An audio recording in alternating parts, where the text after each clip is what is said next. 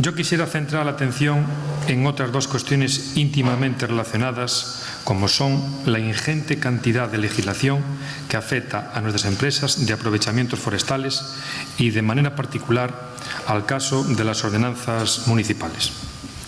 Para que nos situemos, más de 15 departamentos de las administraciones locales, autonómica y estatal tienen competencias sobre nuestra actividad.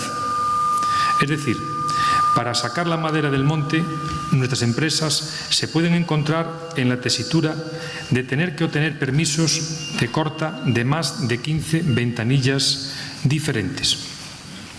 Por eso, en reiteradas ocasiones, hemos pedido a la Consellería de Medio Rural que se procediese a la clarificación, simplificación y agilización de los trámites administrativos, o al menos los que dependiesen de la propia Administración autonómica.